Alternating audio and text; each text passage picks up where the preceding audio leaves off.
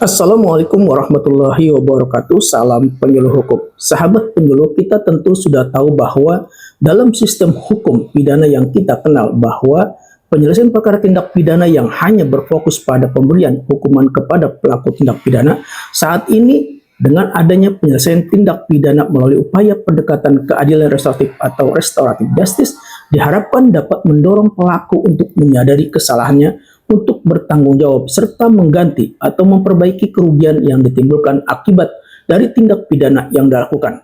Keadilan restoratif merupakan suatu cara penyelesaian perkara tindak pidana dengan melibatkan pelaku, korban, dan masyarakat atau pihak terkait untuk bersama-sama mencari solusi yang adil. Tujuan dari pendekatan keadilan restoratif ini sendiri bukan semata-mata memberikan hukuman kepada pelaku, akan tetapi juga bertujuan untuk memulihkan keadaan, memperbaiki hubungan, dan memberikan keadilan bagi semua pihak. Pendekatan keadilan restoratif hanya diterapkan pada kasus-kasus tertentu sesuai dengan kerangka hukum yang berlaku. Inti dari pendekatan keadilan restoratif adalah pemulihan, bukan pembalasan. Pemulihan bagi korban bisa mendapatkan kembali haknya seperti ganti rugi, rasa aman, atau bisa mendapatkan keadilan, baik secara material maupun emosional. Dan bagi pelaku bisa menyadari kesalahannya, seperti meminta maaf, mempunyai kewajiban untuk bertanggung jawab atas kesalahan yang dilakukan, dan memperbaiki dampak atau akibat dari tindak pidana yang dilakukan, seperti mengganti kerugian yang ditimbulkan. Hukuman bukan tujuan utama, tetapi tanggung jawab dan perbaikan yang diutamakan. Permasalahan diselesaikan dengan cara memperbaiki keadaan semua pihak, bukan sekedar menghukum pelaku tindak pidana.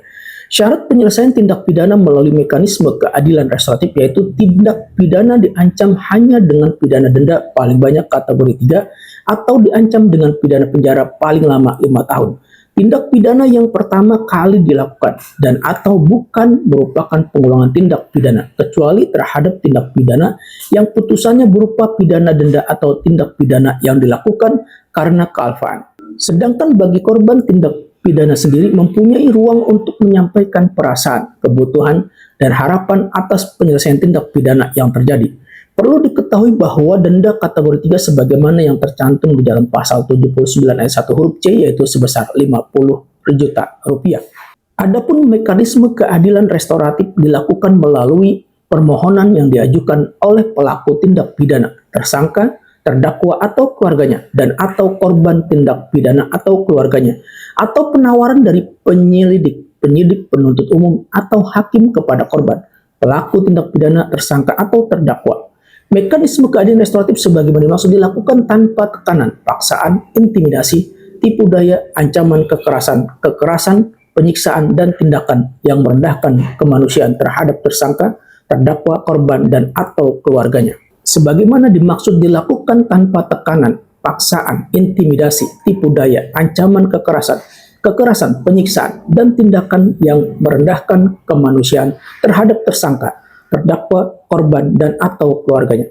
Yang perlu dipahami dalam menggunakan pendekatan keadilan restoratif yaitu tidak semua perkara tindak pidana bisa diselesaikan secara restoratif. Harus ada persetujuan atau itikat baik dari para pihak tanpa paksaan. Mengutamakan kepentingan korban, pelaku harus mengakui kesalahan. Proses restoratif didampingi oleh para pihak yang berwenang atau difasilitasi oleh aparat penegak hukum sebagai mediator. Kesepakatan harus adil dan realistis, tidak menghilangkan hukum sepenuhnya, menjaga nilai keadilan dan ketertiban masyarakat. Kesimpulannya adalah mekanisme keadilan restoratif merupakan cara penyelesaian perkara yang menitik beratkan pada pemulihan kerugian korban, tanggung jawab pelaku, dan perbaikan hubungan sosial melalui proses dialog dan kesepakatan bersama. Pendekatan ini dilakukan dengan melibatkan korban, pelaku, dan pihak terkait dalam musyawarah yang difasilitasi secara adil untuk mencapai solusi yang menguntungkan semua pihak. Hasilnya dapat berupa permintaan maaf, ganti rugi, atau bentuk pemulihan lainnya. Mekanisme keadilan restoratif harus dilakukan secara hati-hati, adil, dan bertanggung jawab, menciptakan keadilan yang lebih manusiawi, menjaga keharmonisan masyarakat, mencegah konflik berlanjut, dengan tetap mengutamakan korban serta menjaga kepentingan hukum dan masyarakat.